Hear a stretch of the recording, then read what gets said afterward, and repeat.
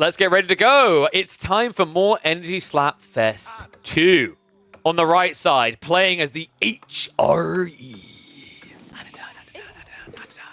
With the Dark Rack Spearman opening, going up against gentle mates, not so gentle. Machin Lord on the Malians. We're going to be opening up on dry array with all maps here for this best of 3. This already got spicy by the fact that the expectation was likely that Anatan was meant to pick the English here, but he threw a curveball the HRE, and he's throwing additional Sakura blues from the blue side with this Dark Age Spearman opening. So budgeted, in fact, that he didn't. They move so quick these days, they don't even actually do their animation you saw there earlier. Remember, this Marching Drills buff is huge. Look at the movement speed, 1.38 movement speed. Marino did get a back spawning gold vein, though, so it's not too bad for him. But I find this to be an intriguing strategy by Anatan. I think he's thrown a curveball that might just completely throw the idea of the drafting meta. I learned this recently when we're watching like Byzantines versus mass archer strats against the Delhi. If you scale enough archers, you can beat Javs. And the HRE economy is good enough that if you dent the early gathering on the gold like this, you can outscale them in archers to beat Javs. Step 1, of course, is going to be making sure that you can find some value from this player, though. And Marine Lord, golf claps. Golf claps right here. If it wasn't enough that he got an absurd back spawn in gold when he needed it most, this outpost means he now doesn't have to lose out on the Mansa. That's actually a really big deal. I've seen a lot of players react to this play by going for the defensive landmark. It's a big mistake. You just lose out because of it. But now, all of a sudden, Anatan's got this trash tier unit that you don't want against the Malians. This is a really good start from Marine Lord. Very calculated, and it means he now gets his 75 passive gold or stone per minute. And you know, the only downside I would say, there is one from Marine Lord. He left a gap for usually what was a mining camp, but when he scouted that this play was coming, he actually used that for the outpost instead. That's really smart. And yes, Myriad, spamming Donzos is a bad idea here, you're correct. Donzo play actually against the Mongols is really good, even though they have the advantage of trees being right next to their TC, so they have good drop-off. But ever since the nerfs as well, like Mongols struggle to win that matchup. But the difference here with HRE is they just gather so fast, you can't really match the scale on meat-based units, especially when you pay a premium. And on top of that, the hybridized attack isn't that great when you consider just how quick Spearmen are. So yeah, definitely the right call here. I think you just get swarmed is the issue otherwise. Outpost up. All of a sudden, Anatan just needs to get up in age, but he's going to be delayed. And we didn't even check on the sheep hall because of what happened in the early game. What the where are the sheep? I know HRE gather quickly, but guys, where the hell are the sheep?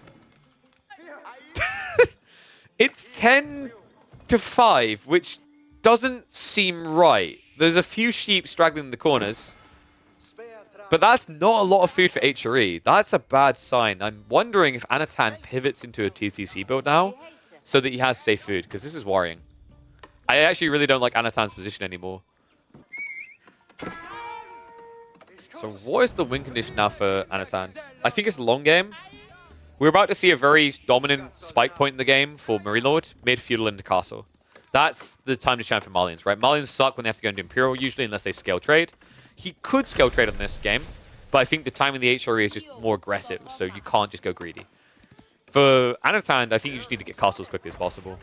2TC could actually be legit just because of the lack of food, but I like how Anatan's using these spears now. This is really cool. Think about how this played out a year ago. When someone made that spear play and it didn't work, it felt like a GG. All of a sudden, what players have started realizing, and really big shout out to Puppy Paw and Wham, who've been leading the charge on this, is, oh, no, my spears can't do anything? Huh, wait a second. I've got D near my base. Wouldn't it be nice if I could just shove these in and get a 40% gathering speed buff? So this is going to recover his timing.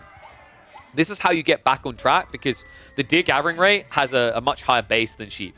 So escalating that by 40% pays. Javelin's now coming in from Marine Lord. The fact that he's going for his own archers is a rough thing to reconcile here. Don't get me wrong, like your gathering rate, you could actually outscale, outmass javelins with archers. But I don't feel like it's your most powerful play here. I'm really hoping this is a bait archery range. We've seen it before where players just leave it here to guarantee the reaction, but considering it's a stables as well, I'm getting a funny feeling we're looking at an all-in. So Marine Lord hasn't scouted yet, right? He's been staying at home. I'm surprised he actually hasn't come out with that scout. It's difficult because this is one of the issues when you start to skirt out your base with javelins. expensive unit, heavy loss if they die. So you feel like you have to keep your scout with them. But that means you're never going to dive to the enemy side of the map, right? Like, not against HRE, because the marching drills is too good. So the good news for Anatan is his play hasn't been spotted yet. The bad news is Marine Lord has been prepping units to counter. He's got double archery range now, so even though he doesn't see your full play, he's getting the solution.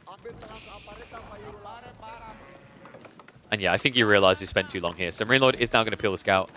Danger of doing this, by the way, at this stage is if there's 3 or 4 horsemen, you can get pinched and die. So like usually you want to make this play a little bit earlier. But I think for Marine Lord, the more important thing to him was securing the second pit mine. He was like, if I don't actually have the scout in the area and there's archers coming here, GG. So he instead wanted to guarantee that that wasn't happening. And now he'll be counting his lucky strikes when he sees that. The horseman hits the pit mine on the backside, and it means that he has confirmation that it's an all-in from Anatan, or at least a semi-all-in. And on top of that, he can now run across and safely get info. Now, what I love from Anatan is the fact that although it seems like a bit of an all-in, notice that he's stockpiling. This is the power of the HRE, and this is the power of the deer gathering rate. It's just so insanely quick. Meanwhile, on the other side, Marine Lord isn't going to be too far behind. 4 ranches filled up, soon to be 6. This is a pretty good timing. He's got double mill. You probably could have went 3 mills here and been fine. He's got the blacksmith coming as well. A little bit surprising, but I don't think this is because we're going to see Marine Lord committing hard into Feudal Age. This is him prepping Steel Arrow for when he goes for an archer transition, right? You want to be into archers to counter mass men-at-arms, and then you have like sofas to frontline. It's a pretty good comp. Say that, Marine Lord actually is... Okay, ignore me. He's going. Really? This is kind of dangerous, no? Like 2 Donzos, and you saw that this horseman. Marine Lord's read is correct. He probably saw the size of the army when he came across here, and he went, that's not an all-in. I know H3 economy. I know you're going castle. But the question mark I now have is, what damage can you do here? The deer are quickly being shoved in. I think what happened is, yeah, Marine Lord, remember, he can see the Gaia through the fog. So he sees this detail. He's like, okay, I'm going to use these units to block your follow-up. You aren't going to have much food with this play. You need the extra deer. And I have an army good enough to block it. That's really cool. Yeah, if you want to feel like a Marine Lord or a BC or whatever, this is a quick way of doing so, is actually checking where the Gaia units are. Because remember, if the Gaia units get pushed too far, they actually disappear from the map as well in terms of the icon. So then you can look in the fog for them. Another reason why scouting the entire map is always worthwhile.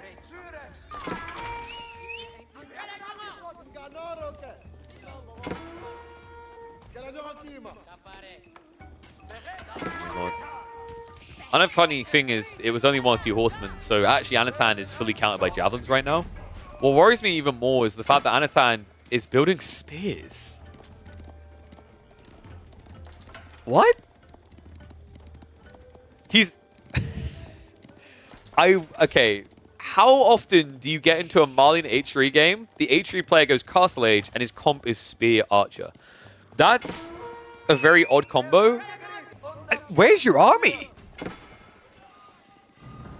Oh my god, Anatan went on the offensive with the spears. He's going to try to intercept the tech timing, but funnily enough, that tech timing is getting delayed by Anatan. Oh, no, Anatan, sorry, Marine Lord griefing himself here with the buffalo in the middle. His cows would be obedient there. Buffalo's unpredictable. All of a sudden, Marine Lord's holding this entire base hostage. I mean, it's a Regnitz play. It's a non-existent army.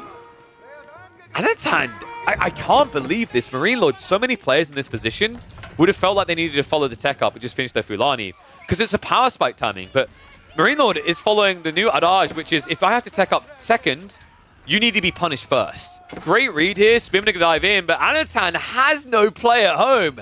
GG comes in, sick timing out Marine Lord to beat the HRE from Feudal Age. Wow. And now the entire series takes a flip of the table. Because remember what we said, Anatan, with this setup, if he won game 1, I think he had a 2-game strong draft. Marine Lord is more insulated against the 3-game series here. This worries me because now if Anatan can claw 1 back, Marine Lord is still going to be furthered in that 3rd game, but we've got to find out whether he can even get there. All right, here we go into the 2nd game, and straight away it's the pull we expected. Anatan on the English takes to Himayama and already now shifting out onto the shoreline.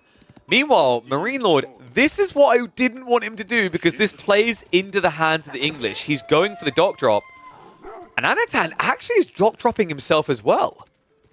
Oh, wow. So Marine Lord, he's going to get scouted here. Short bows are pulled out, and this play doesn't work now. Marine Lord has to back away. It might even already be too late. Oh, Anatan, no. Okay, so that was messy. What happened there, Anatan, he mismicroed. He didn't account for the long attack speed. If he kept running towards the villager, he would have killed him.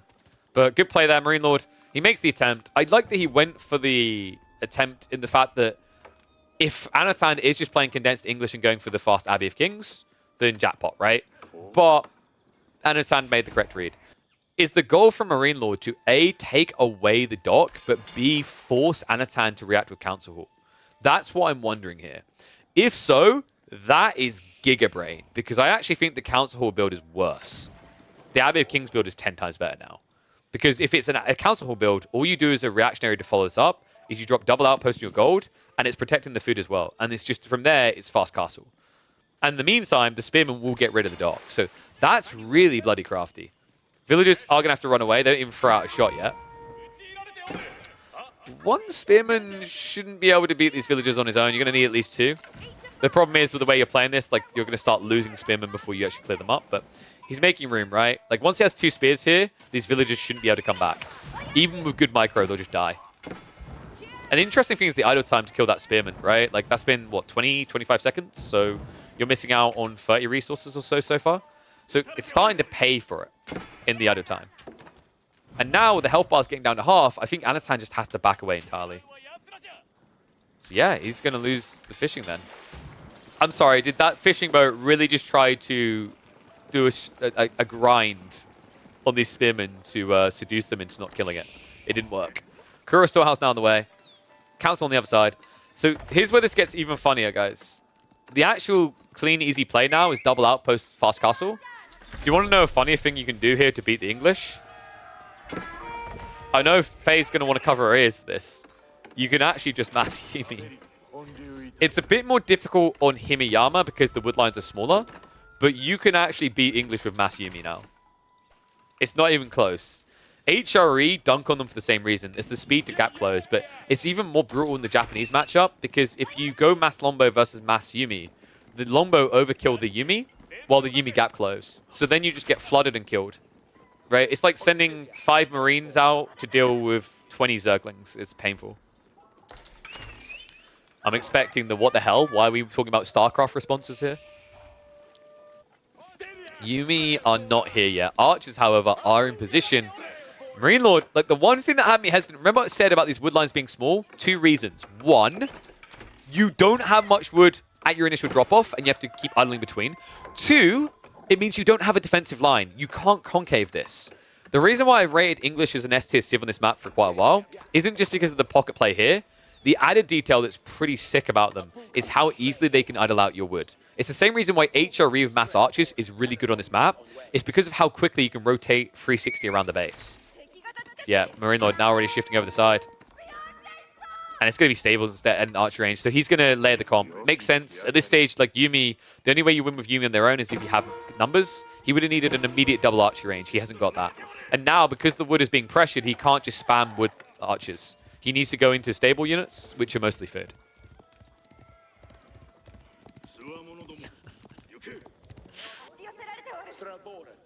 Anatan, wait, dude, are we just doing the Agincourt build? We still don't see any Raxes coming out. I'm a little bit puzzled now. You've seen the Horseman. Maybe it's because he realizes there's no undermesh, so as long as there's no undermesh, it can't be a GG. Because at this point, you have so many Lombos, this many Horsemen won't break. This is definitely a very unorthodox approach. I think Anatan is being kind of greedy, but it does work. And no, this game is live literally right now. Use the Horseman, cut the blobs, cut away from the blob and take the trickle, right? Finds Lombos in the flank, but now the other thing you can do is park here. This is exactly why I wanted Anatan to get a Rax. And yeah, now it's coming in late.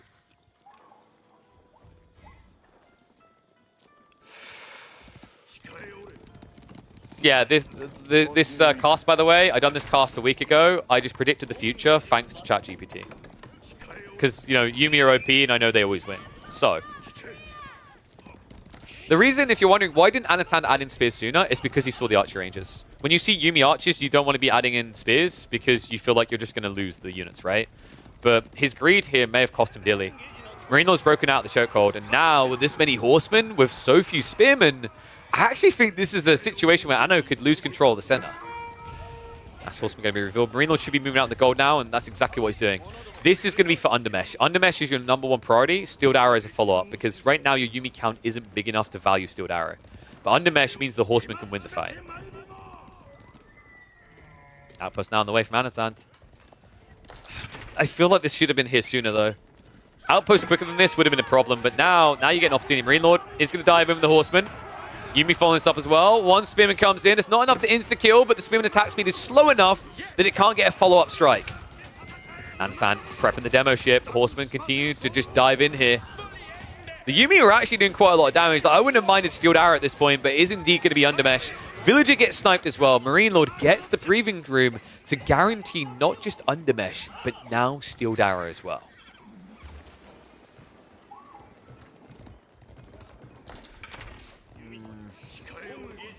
Anno's also floating a lot of food. If this, I actually don't mind the idea of him now just going castle. Because I think the pressure point is getting harder now. Because you've got enough Lombos to keep Marine Lord off the gold, he's going to have to add in a lot more Yumi. And that's his win condition. He's holding on to a lot of wood. I'm hoping this is not 2 CC, because that's probably the quickest way to speedrun into a game 3. This should just be that he doesn't have enough food for mass Yumi yet. And he might even be considering adding in an extra archery range. Usually by like 15 minutes, free archery ranges is easy to spam. It's difficult when you do double stables as well, though. Horsemen are going to peel, so they're going to go hunting. I actually like this play. At this stage, look how deep the wood line is. Like, you have to look at this many Lombos. Marine Lord's a very intelligent player. He'll be sitting there and be going, that's a lot of LBs. So you've exhausted your initial wood line, right? You might even be away from your safe ones. So good read. Just a few horsemen here can slow down everything. Judge comes in. Anatan immediately looks the breakaway. So, interesting thing, when this happens, it's often actually worth just turning around for an archer shot occasionally, especially now that you're in TC range. And yeah, Anatan agrees. It's difficult against the Undermesh for sure, but like once you're at TC range, with that aura, with the attacks to the town center, it's an easy defense. But that is idle time, and now he needs to dive to punish in response. Yumi spam coming out. Lombo count. About the same as the Yumi, but the horsemen are trying to tank as they charge in. One big thing here, though, is still no daimyo coming out from Marine Lord. No bannerman means no dice. These archers are just not hitting hard enough. Yeah, the interesting thing about a bannerman at this stage is you'd almost double your damage output against these men-at-arms. So it's a really big deal that he hasn't got that still. And this horseman, now just reduced by 1, you see how less impactful they are to the point that short bows don't care. I like that Marine Lord is just trying to slow Anatan down because you can see what the real win condition is here now for Anatan. I'm a little bit surprised by this personally. I think Anno probably could have just full all-in field now. But backing up like this, going towards castle, it's not a weak play when you've got a decent amount of men-at-arms coming. What worries me now is like Marine Lord with mass Yumi, if this is a King's Palace, you 100% send it to the enemy base. These are raiders. And you've got wheelbarrow-less English, no textile villages. That's a death sentence. And behind this, I'm expecting Marine Lord to probably hold production. You just probably look towards your own castle as well. Yumi getting upgraded is actually pretty effective.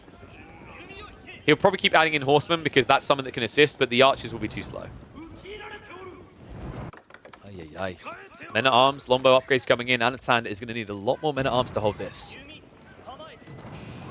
Always be like cognitive of the fact that these Yumi are not here to kill men-at-arms. They're here to kill villagers. Let's go anew. Thank you very much for the resub, Nomad. Welcome back to Swarm, buddy. Perfect time to mention the Swarm because this is a big stack. And you might think Longbows are just outright favored. Yet they definitely have an edge being vetted. But the thing you have to remember is that mass Longbow versus mass Yumi, even with the Longbows being an edge ahead, that just means you're overkilling even more. Right? So, like, it's actually deceptive. It's not as good of a matchup for Lombos as you'd think. Marine Lord. Now just needs to head into the base. Anatan, remember, he has got men-at-arms. They can dive the TC. The Lombos are still quite squishy. And Marine Lord did try to rush onto that goal, but got caught doing so. He has to come home. What a ballsy maneuver. Marine Lord, he took out the outpost, so he's quite confident that Anatan wouldn't try to dive his base. So Marine Lord now has to react to this, right? He doesn't have any gold he can gather, because something we didn't really kind of glaze over because there was so many wild things happening in the early game is Marine Lord hasn't been able to go for those fast castle builds due to these gold veins. All of his gold is on the screen. So camping here for Anatan permanently keeps Marine Lord in feudal age.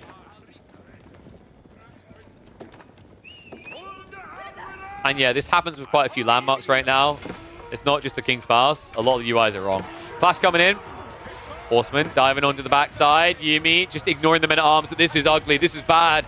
This MAA hit hard. Marine Lord, I don't think he can do enough damage with this. I mean, it's one thing to kite the men-at-arms, but surely behind this, the eco-scaling, the fact that he's still stuck in feudal, he'll get a good trade against the Lombos. But now, the big question mark is these bad boys. Men-at-arms are unkillable.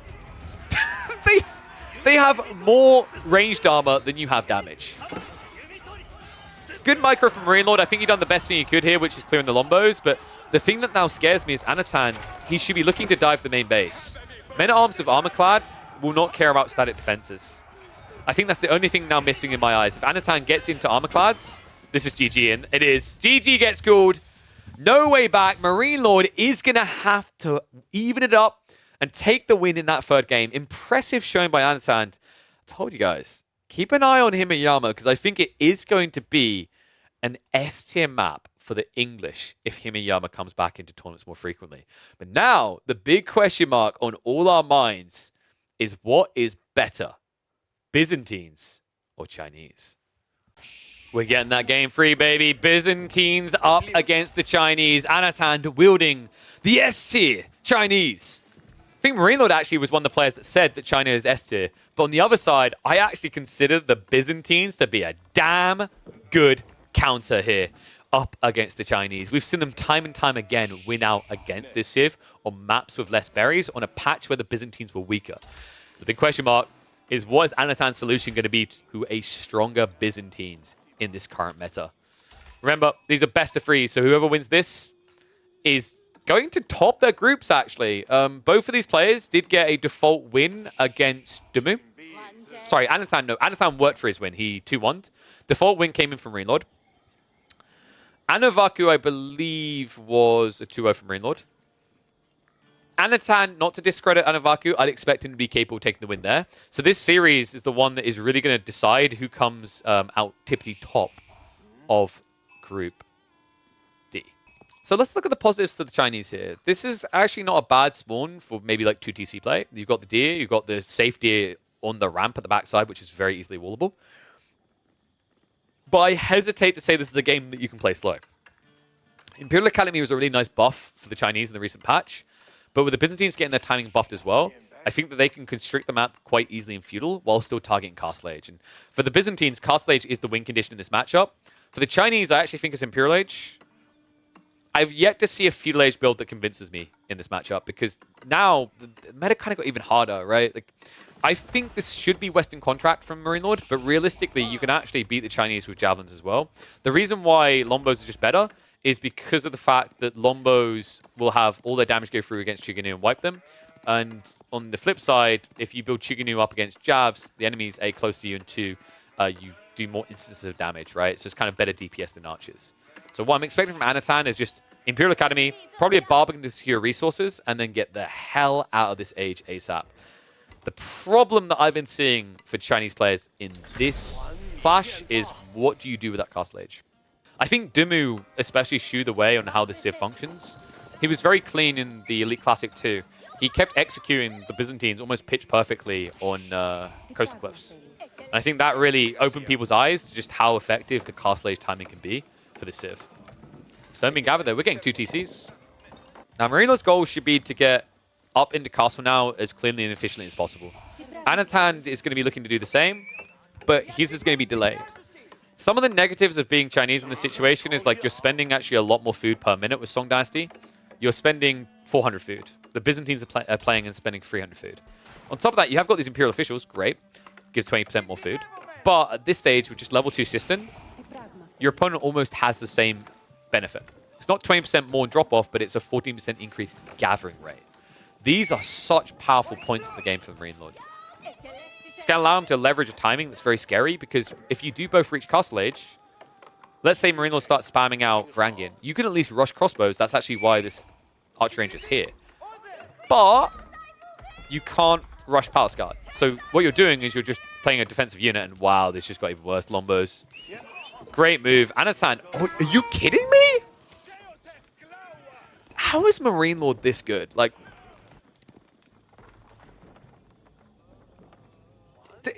I'm curious. Does Marine Lord know Elon Musk? Because he had one of those devices plugged in his brain.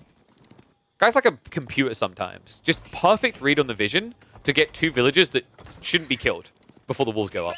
And now he's going to find more, because this wall is way too defensive from Anatan. Wait, what? Why? You know, I don't know what it is. No matter what game I cast, whether it's Dota 2 or Age of Empires, I feel like I'm always going to be ranting about pathfinding. That was odd. Anatan is now only 3 villages ahead, and he's about to be an entire age behind. Horsemen aren't even going to do that well here with the Limitane already showing. Trying to stand here and trade isn't good. These Lombos mostly feel free. These Horsemen do not. What is that I always say to you guys as well? What is the goal? What is the most valuable resource in the early mid-game? It's food. Food is the thing that will run out. Food is the thing that you'll struggle to find. Food is the thing that you'll use the most of in Dark and Feudal Age. So the fact that you are expending a lot of food into Horsemen, meanwhile Marine Lord is just using this random 5th resource to do this, hurts you. Horseman. Notice he doesn't even want to hang around, because if this gets activated, if Akratoy comes out, yeah, exactly, straight away, like, nope. These guys all of a sudden hit very hard. Golden Horn Town now on the way. Anatan on the other side of this. I mean, where's the tech up? When's it coming? He's nowhere near, folks. He started building Chuginu against longbows. This is another baiting factor, I think, for Chinese players. You should never be building Chuginu in this matchup now. The Byzantines' longbow timings got so much better with the reduction in cost overall to start, right? That the contract no longer costs you anything. You get it quicker. You get your first longbows quicker. And with a 2TC build, the amount of berries being gathered, like, you can't get enough Chuginu together. Especially when you're trying to have 1 foot in Feudal and 1 foot in Castle Age, which is what Anatan is doing. Oh my god, he didn't complete the wall! Sorry, we had to cancel the project due to budgeting constraints. What was the budgeting constraints? Half the population's about to be dead. Marine Lord just camping food. This is his Rin condition, right? One thing Marine Lord doesn't know is where the other deer is, so that's kind of an awkward issue, as Anatan isn't going to starve himself straight away. It's not going to be great, though, when he reaches Castle Age. His longevity in this game is limited in comparison, so it's critical that Anatan's initial units in Castle Age gets him out on the map. Look at where all the resources are. Weird-ass berry spawn, by the way. Berries here, berries here, berries here. The boars are nowhere near your base. Meanwhile, look at Marine Lord. He's as free as can be. He's got his berries he's spreading out onto. He's got the double deer at the back, which is safe. He's got berries over here as well. It's fair to say that this game is a lot more free right now for Marine Lord. And there's no way Anatan's going to feel good if he has to do a farm transition before 19 minutes. You need to be at like 85, 90 to feel good about that coming. You also need room. He doesn't have great space for an optimal granary transition. Wall's being broken. Tech up at least now complete for Anatan. But Marine Lord already has the upgrade. Bet Lombos. Undermesh level 1 is coming in, but that means these Palace Guard are still quite susceptible to death at the hands of the Lombos. Outpost now coming up from Anno. Chuginu are at least going to shred that scout, even without their upgrades. But you notice how hard it becomes instantly there. Even if they had the veterancy, you can't win that fight against LBs. And the Varangian are now marching across the field. Behind this, Marine Lord should be layering himself into max distance soon. He's holding on to almost 500 stone.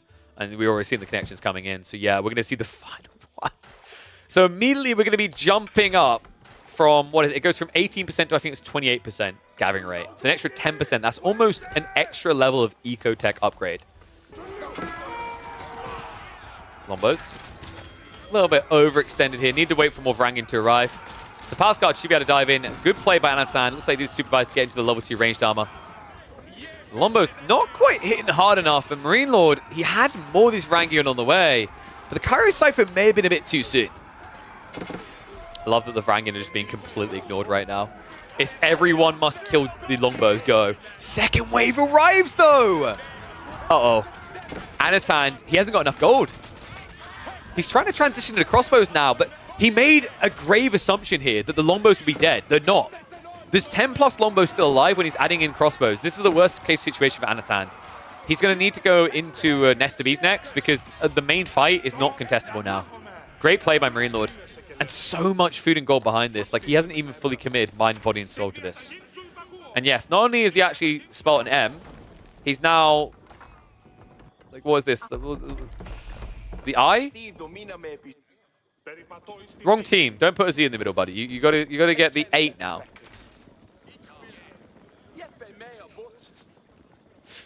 I actually do love that you spell M with the aqueducts.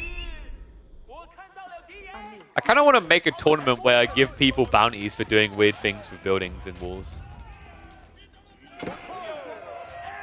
Draw this lewd figure and I will give you $200. You still have to win though. Karasiphon now coming. And this is now where we reach the GG point. This is an unkillable army right now. Landsneck also being laid in. That should just be the Golden Horn Tower. But actually, funnily enough, getting like 3 or 4 Landsneck contracts going is actually worth at this stage. You've got way too many longbows now. You don't need more. And the Varangian at this count, if he gets into teardrop shields, GG. In fact, I imagine that should be coming. Karasiphon complete. Moving into the Barbican.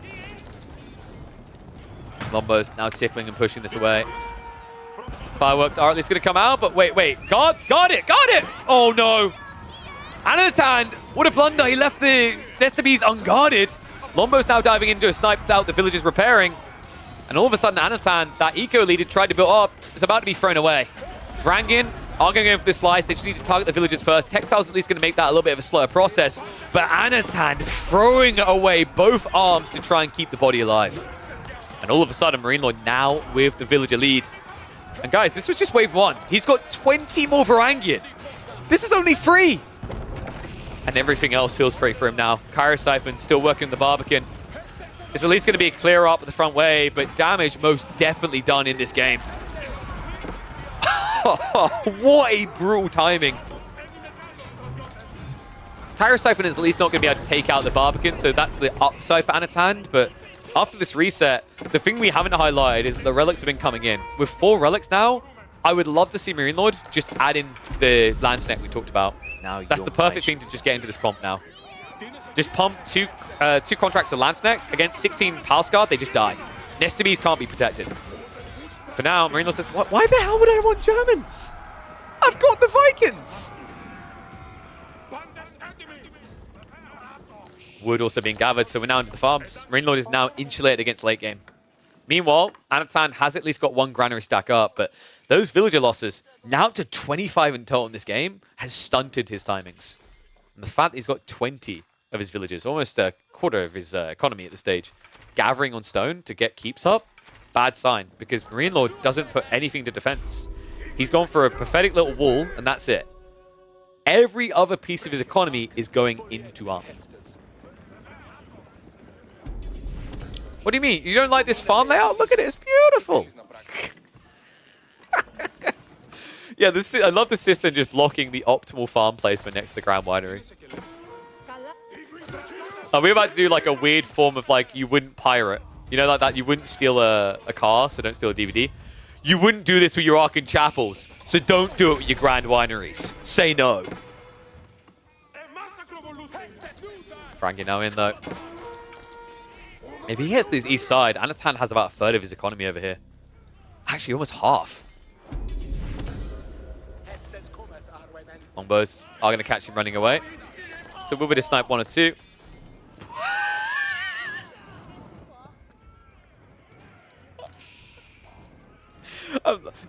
No comment. Can I just really praise the devs? Because I am critical. I think I'm fairly critical of the devs quite often. But like, I want to give them praise here. I freaking love the new walls. The new wall system is the funnest thing ever. The amount of Takeshi's castles experience. Wait, Anatan? Well, someone thought the villagers were drunk. This guy looks drunk right now. Landsneck. Marine Lord. my god, he just goes straight for it. And you know what? He should be able to get it. Doesn't even need the Berserk. Nestabes has to run. Says, sorry, I got an appointment. Yeah, your appointment's in your next series on a tank because this is looking done. 90 military. Guys, this is just wave 1 of the Varangian. Wave 2's coming in on the west. Wave 3 hasn't even arrived yet. Oh my god. For anyone wondering why I keep saying that Castle Age is the new peak point for the Byzantines, this is why. The economy that they get off of cisterns and groves allows for this. 53 Varangian at this point in the game is insane. And anytime you hear Crackety say in a chat that he thinks that Varangian are too expensive and they need to be buffed, remember that he's a Byzantine main. We don't trust that guy on that statement anymore. This unit is insane. You know what's even funnier? He only just recently got teardrop shields. He was winning these fights without it. Actually, I kind of wish I had Crackety here casting this game. He'd be so torn between the Byzantines and the Chinese. He's like, which one do we buff and which one do we nerf? 31 Lombos now, though, and oh my. The crossbow count is not exactly what I call scary. Anatan, how can he get back in this? Did he get the keep drop in the end? Because he gathered all that stone, but I'm confused where it went. Am I blind? Did he sell this? Okay, no. Yeah, I was about to say keep drop is how you survive. That ain't there. He ain't here. GG is called. Marine Lord. Just looking too Chadley in this series. Interesting series, actually, overall. Really big props to Anatan for that read in the draft to get the win. Well played in game number 2 on that English game. But in the end, it is going to be General Mates Marine Lord taking the series 2-1. And that is going to lock him in the top spot in Group D. Perfect start to Energy Slapfest number 2. The question now is whether Marine Lord can follow through.